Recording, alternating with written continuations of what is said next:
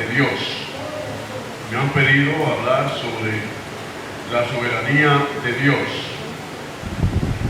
Y es bueno siempre, a la hora en punto de hablar algo, definir, primero que todo, qué es la soberanía, qué es soberano.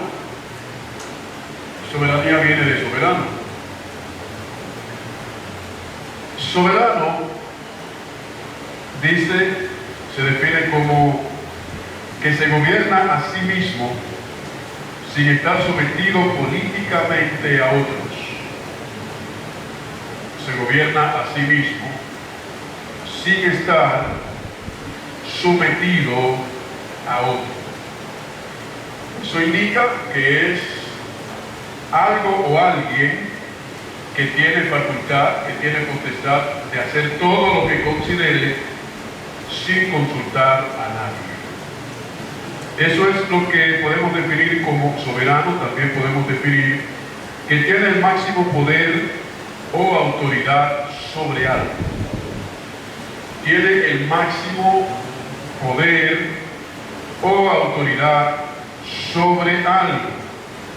Ahora vamos a ver qué dice, qué significa la palabra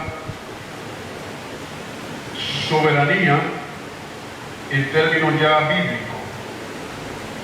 Soberanía, bíblicamente, dice persona que ejerce una colectividad, la soberanía o autoridad de gobierno y dignidad de representación, sin que exista otra persona superior.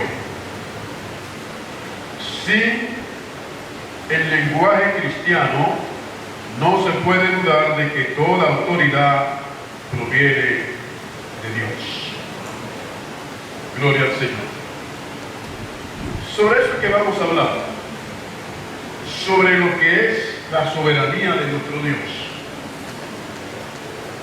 Y ya hemos, como ustedes escucharon, definido lo que es soberanía y lo que es ser soberano. Hermano, Dios es soberano. Dios es soberano. Y Él aplica toda la soberanía, toda la autoridad, toda la potestad para lo que Él crea y lo que Él considere. Y lo más maravilloso de todo eso es que Dios la soberanía la manifiesta para el bien de sus hijos. La autoridad, Dios la ejerce para el bien de sus hijos. Pero más maravilloso es que esa autoridad Dios la ha transferido a sus hijos, que somos usted y yo. Quizás usted se pregunte, bueno, pero soberano es Él. Yo no estoy diciendo que usted sea soberano.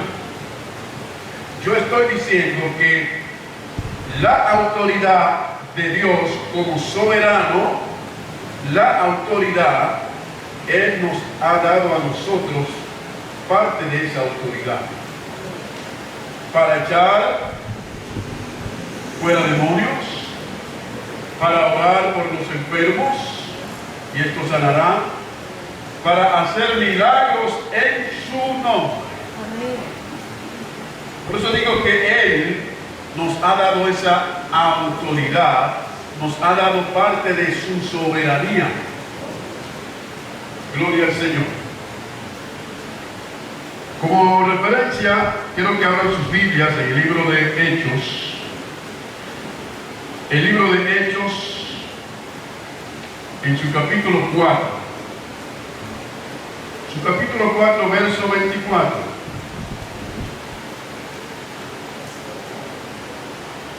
Vamos a cogerlo en el verso 23. Dice, los creyentes piden confianza y valor, y puestos en libertad vinieron a los suyos y contaron todo lo que los principales sacerdotes y los ancianos les habían dicho.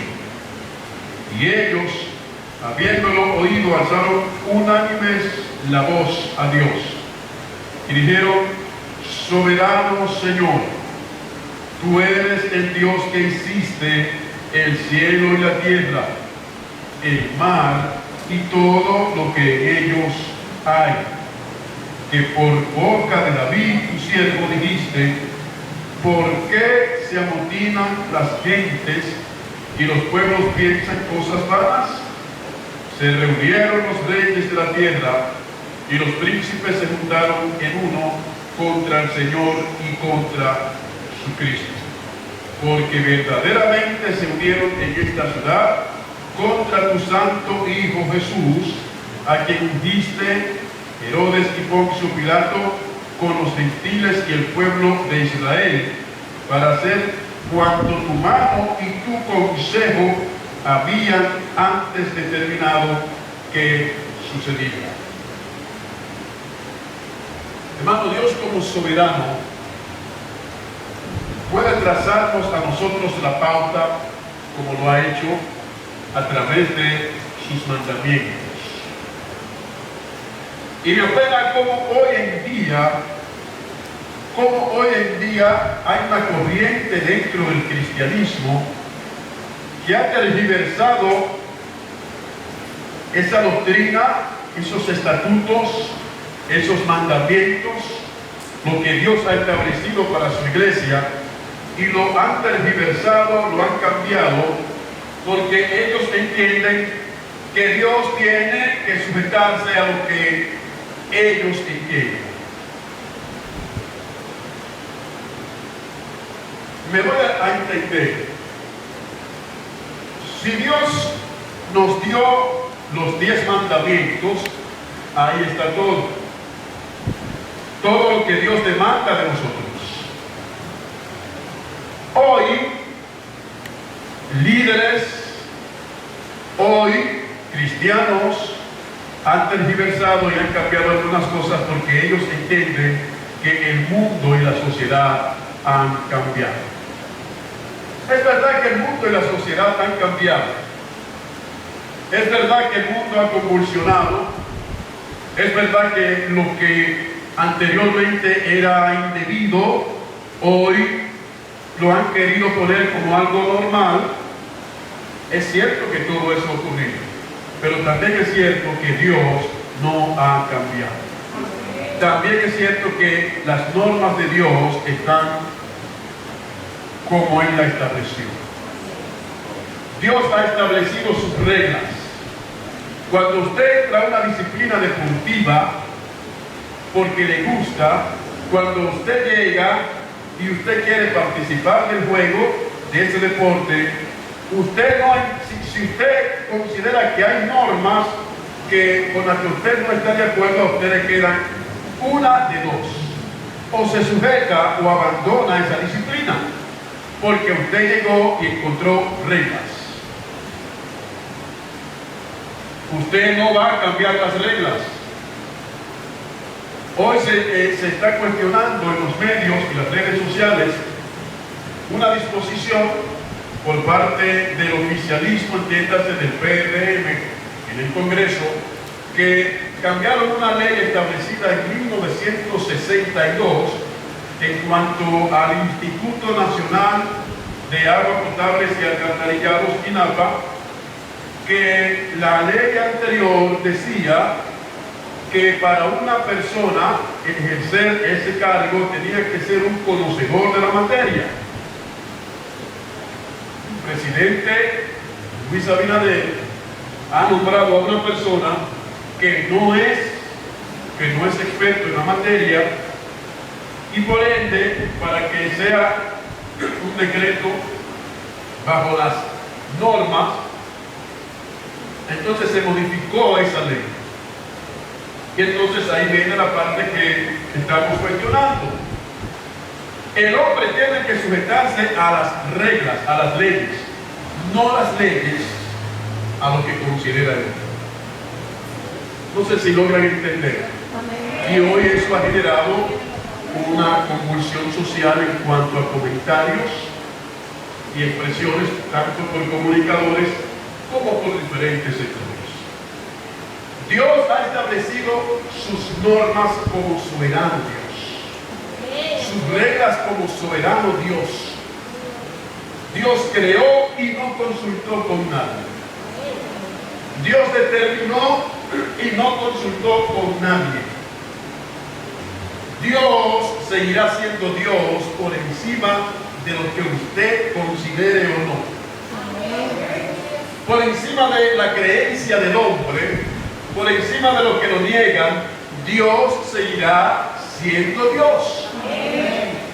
Por encima de las puertas del infierno, por encima de las huestes infernales, Dios seguirá siendo Dios soberano. Dios no tiene que consultar con nada. Dios le place bendecirnos o no bendecirnos, no hay que cuestionarlo porque Él es Dios, porque Él es soberano. Gloria al Señor. Recuerdo en 1997, en mi primer viaje a Puerto Rico, conocí allá un cantante, un señor, que me testificaba todo lo que él había hecho antes de conocer al Señor. De hecho, tenía una pierna que le habían amputado y por eso pues tenía entonces lo que se llama una pierna artificial, una pierna mecánica, y la otra estaba a punto de perder. Eso fue dentro de todas sus pecaquerías, dice él, que hizo. Y en una ocasión, dice, estando él en la cárcel, empezó a maldecir, empezó a inferir palabras desafiantes e hirientes, si se puede llamar, ofensivas en contra de Dios. Él dice que se sentía desesperado, él dice que se sentía angustiado, que se sentía solo,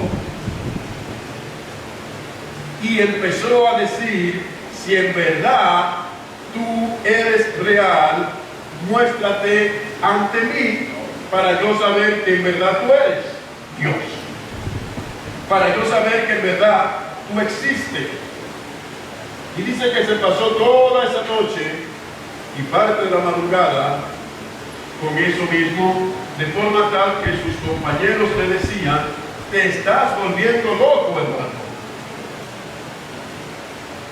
Y él dice que se pasó horas y horas y que Dios no le respondió, no se mostró, no le hizo sentir nada. Y él se paró ante sus compañeros, ya casi al amanecer, dijo: se dan cuenta que Dios no es real. Me pasé toda la noche y la madrugada pidiendo que se presentara para yo saber si Él existe, y no lo hizo. Dios no le plació presentarse. A Dios no le plació en ese momento presentarse a Eduardo Monge. Y dice él que pasaron los días, las semanas y los meses, y que en una ocasión dentro de la misma cárcel en la que él meses antes había llamado y había pedido a Dios que se presentara, dice que en un momento él abrió los ojos y veía una luz resplandeciente que molestaba hasta su propia vista, y empezó a temblar, empezó a gemir, empezó a llorar, porque él dice que no hubo ni siquiera la necesidad de que Dios le dijera: aquí estoy. Dice que solamente con ver la luz, él comprendió que Dios se le estaba presentando. ¿Cuál es la enseñanza? Que nosotros muchas veces pedimos ante Dios algo que creemos que vamos a motivar a Dios al instante, y Dios no se presenta porque nosotros querramos en ese momento que se presente, sino que Él lo hace cuando Él considera oportuno y necesario. Nosotros desafiar a Dios. Eduardo desafió a Dios y Dios no le dio la voluntad de presentarse.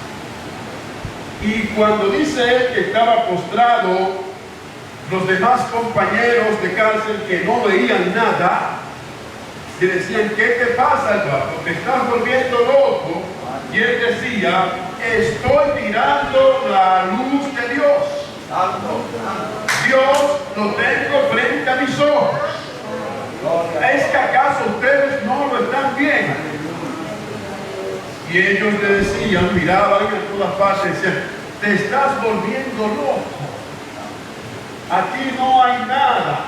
Y él dice: aquí hay más de lo que ustedes puedan imaginar. Es un punto que también nos enseña dentro de este testimonio de que Dios, aún nosotros estando en medio de personas, si a Dios le place tratar directamente con Jorge, es con Jorge, aunque Mayra esté pegada de Jorge. Así obra Dios. Pero cuando Dios quiere bendecirnos a todos, por más dispersos que estemos, todos vamos a recibir su bendición, porque Él es Dios. ¿Por qué nos cansamos a veces y decimos: tenemos un culto pesado, tenemos un culto que queremos alabar y no podemos? Y a veces decimos: todo está bien, entre comillas, pero hay inquietudes que Dios pone. Hay inquietudes que Dios pone en otros, y empieza el gemir, y empieza la plegaria, y empieza la oración, y empieza el clamor, y empieza la alabanza. Y cuando entra esa alabanza, entonces sí motivamos a Dios, y Dios derrama su gloria y rompe toda cadena, quita toda oposición, y su espíritu se manifiesta sobre nosotros. Y quizás empezamos a decir: ¿por qué tuvimos que hacer todo esto si Él podía hacerlo desde el principio? Porque Él es soberano. Dios es soberano. Un borracho en una ocasión entró a una iglesia, y mientras el predicador está exponiendo el mensaje, el borracho se para y dice: Dios no existe. Dios no existe. Dios no existe. Y el predicador continúa su predicación. Dios no existe. Y el predicador llama: hermanos, sigamos en comunión, porque la voz del diablo no la vamos a escuchar. No desviemos nuestra atención a la voz de Dios para prestar atención a la voz del enemigo. Sigamos atento al mensaje. Y ese hombre vuelve y se para y dice: Dios no existe, predicador. Eso es mentira. El predicador sigue. El predicador no tuvo que decir nada. No tuvo que decir más nada. Siguió predicando, y de repente ese hombre cayó fulminado. Usted dirá: ¿por qué Dios actúa de esa manera? Porque a Dios le gusta. Sencillamente, a Dios le place bendecirnos, permitirnos que seamos procesados, y no podemos cuestionar. Ahora bien, lo que sí puede usted estar seguro es que de todo proceso que Dios permite que usted pase, hay una razón, y hay detrás de eso una bendición. Todos tenemos que ser procesados. Y Él conoce tu debilidad. Dios, como soberano, conoce tus pensamientos o nuestros pensamientos aún desde antes de que lleguen a nuestra mente. Pero Él, como soberano, nos da la fuerza para poder vencer el obstáculo que se presenta en ese momento. Hermanos, no hay un Dios No hay Dios tan grande como nuestro Dios. Y nosotros pensar que Él nos ha dado esa autoridad, parte de esa autoridad que Él tiene por medio de su soberanía, la comparte con nosotros. La comparte con nosotros. ¿Qué existe más grande que Dios? ¿Cuál ser humano existe, ha existido? Los más grandes errores de los hombres que en su momento llegaron a creerse estar por encima de Dios, hoy están bajo la tumba. Hoy están en un sepulcro. Hoy sus huesos no existen. Sin embargo, Dios prevalece para siempre, porque Dios es eterno. Todo el que se ha querido igualar a Dios no le ha ido bien. Todo el que ha creído que Dios no existe o que el poder de Dios es inferior al de Él, no le ha ido bien. Historias hay. Blue Smile, el dueño del Titanic, conocemos su expresión, la famosa frase de que mi Dios lo hunde, y todos conocemos el final del Titanic.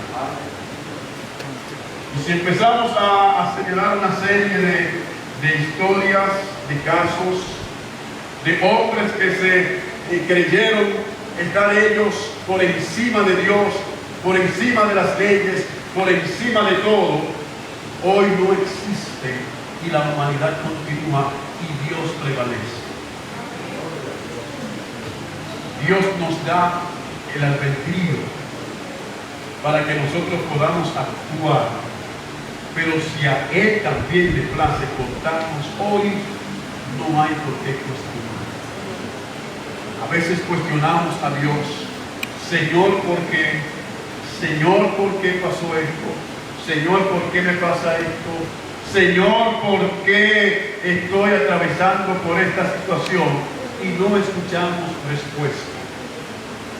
Pero en otras ocasiones a Dios le place respondernos, revelarnos el porqué de las cosas. Así de simple. Hay personas que a veces sirven a Dios, se convierten al Señor y comienzan a ser grandes cristianos después de pasar la peor prueba de su vida, después de tener la pérdida de un pariente, después de haber muerto algunos de sus hijos, su esposa, su madre, su hermano. Eso le sirve entonces para venir ante Dios. Conocemos muchos casos. Y a veces decimos: Señor, ¿por qué?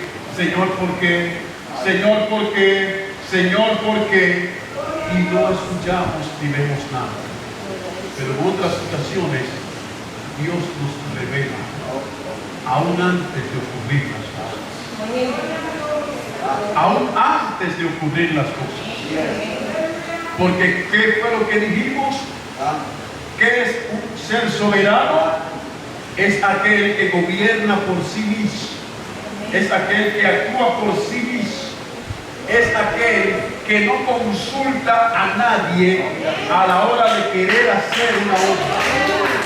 Dios es soberano.